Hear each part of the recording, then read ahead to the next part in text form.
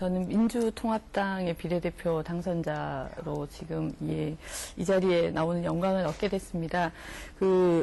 일단은 이제 비례대표가 전국구라고 할까요? 그러니까 지역을 대표하는 그런 이제 의원은 아니겠지만 부산에서 그동안 부산일보 기자를 비롯해서 부산 지역 문화계에서 오랫동안 활동을 해왔기 때문에 그런 부분에서 부산에 대한 많은 책임감을 느끼고 있습니다. 그래서 제 역량이 닿는 한에서는 부산과 그다음에 이제 전국적인 그런 개념에서 언론 개혁이라든지 지역 문화 의 균형 발전을 위해서 좀 노력하고 싶습니다. 저는 문방위를 희망하고 있습니다. 사실 야권에서 문방위 경쟁이 치열하다고 말씀들을 하시는데 문방위에 들어가서 다들 아시고 계시겠지만 지금 언론사 파업이 한창 진행되고 있습니다. 사상 초유라는 말씀들을 많이 하시는데 MBC, KBS, YTN, 연합뉴스 그리고 국민일보까지 다들 파업을 하고 있는 와중이어서요. 이 파업 문제를 해결할 수 있기 위해서 좀 노력하고 있습니다. 지금 민주통합당 언론정상화 특위에서 간사로 활동하고 있고요.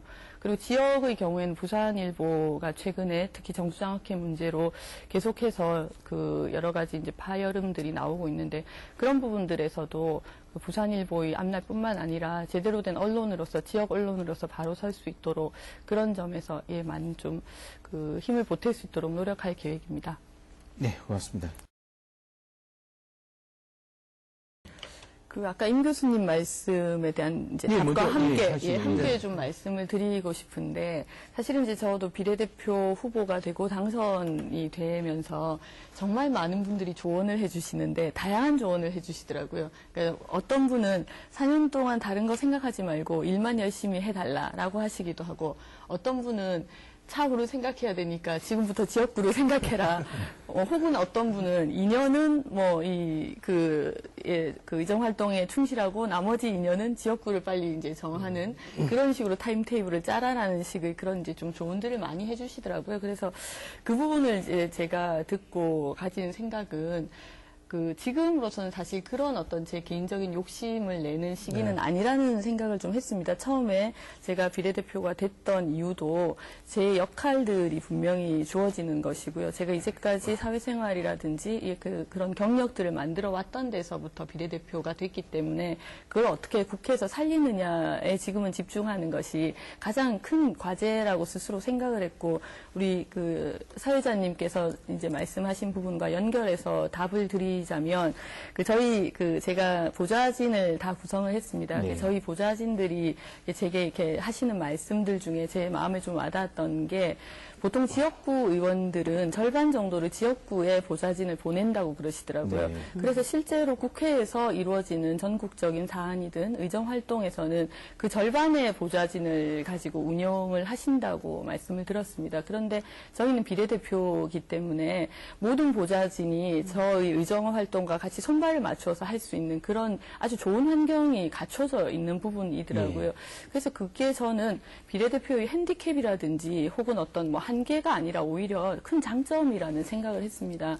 저희가 해야 되는 일들에 대해서 모든 이제 저희 방 식구들이 같이 힘을 합해서 이렇게 전문 분야들을 다 이제 나눠가지고 해야 되는데 특히 문방위 같은 경우 이름이 상당히 길거든요. 문화체육관광 방송통신위원회 그만큼 많은 물론 지금 이제 문방위를 나눈다는 이야기가 정치권에서 일부 있는 것은 들었습니다만 현재까지는 문방위 자체가 해야 되는 일들이 너무나 많고 국정감사 기관도 이에 수십 개가 된다고 얘기를 들었습니다. 그러면 저희가 사실 9명, 인턴까지 합해서 9명의 보좌진이 구성이 되는데 절반 정도를 지역에 내보내고 나면 나머지 분들이 그 부분을 다 쳐낼 수가 없다는 생각이 들었습니다. 그래서 그런 측면들을 오히려 비례대표의 전문성을 살릴 수 있는 좋은 장점이라고.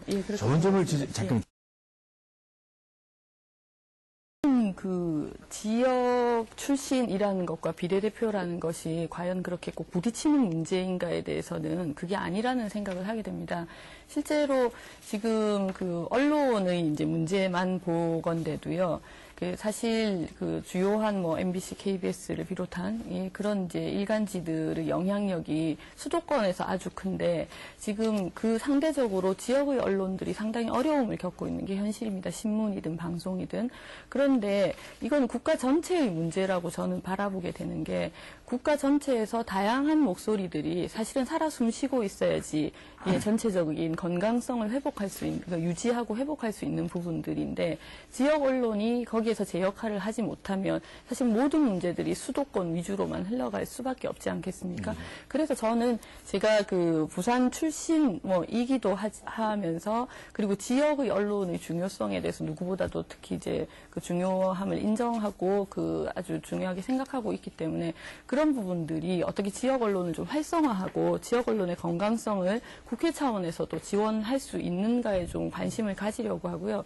이 부분이 비단 언론뿐만 아니라 그 제가 최근 그 몇 년간은 문화계 쪽에서 계속해서 일을 해왔는데 지역 문화 분권도 마찬가지 문제라는 생각을 많이 하게 됩니다. 지역의 많은 문화 예술인들이 실제로 다른 젊은이들이 그런 것처럼 서울로 다 떠나시거든요. 부산에서는 그만큼 인정받지 못하고 대우받지 못한다는 생각 때문에 많이 떠나셔서 그런 부분들이 아주 지역의 중요한 문제가 되고 있는데 이 부분도 마찬가지로 국가가 전체적으로 발전을 하려면 지역 하나하나가 잘 살아 있어야지 그런 균형 속에서 성장할 수 있다고 보고 지역의 문화를 또 잘 육성하는 게 대한민국의 건강성을 유지하는 방법이라고 생각합니다. 그래서 저는 그런 부분들에 대해서는 제가 비례대표로서 전체를 대변해야 되는 역할에 충분히 부합하는 문제라고 생각하고요. 좋은 말씀이신 것 같아요.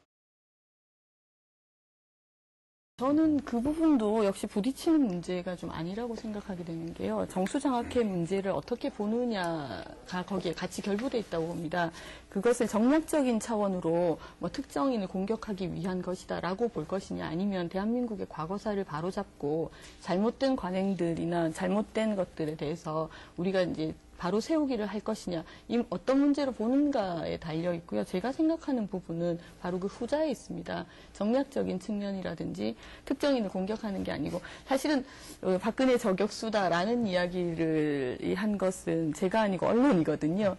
제가 그래서 그 부분에 대해서 언론의 입장에서는 그렇게 얘기하실 수도 있겠다라는 이제 얘기를 했던 게 언론은 특히 이제 좀 이 자극적인 그렇죠. 문구를 뭐 많이 뽑기도 하시고 이렇게 하기 때문에 그렇게 이제 제가 좀 뭐 특정인의 저격수다 이렇게 표현이 됐던 부분들이 있는데 제가 그걸 감수해야 된다면 감수해야 된다고 생각을 하는 것이고요. 다만 저는 정수장학회 문제는 잘못된 그 강탈된 그 장학회 문제를 바로 돌려놓기라고 보기 때문에 그 부분은 부딪히는 측면이 아니고 그다음에 이제 부산일보 말씀을 하셔서 그런데 실제로 부산일보가 90년대 그리고 2000년대까지만 하더라도 전국 4위 신문이었거든요. 그러니까 지금 조금 전에 말씀하신 것처럼 중앙위 기준에서 보면 아주 뭐 작은 신문사다. 현재로서는 그렇게 말씀을 하실 수도 있겠지만 그게 이미 그 90년대 혹은 2000년대 정도까지는 부산일보의 영향력이 그렇지 않았는데 제가 왜 이 말씀을 드리냐면 실제로 정수장학회 임원들이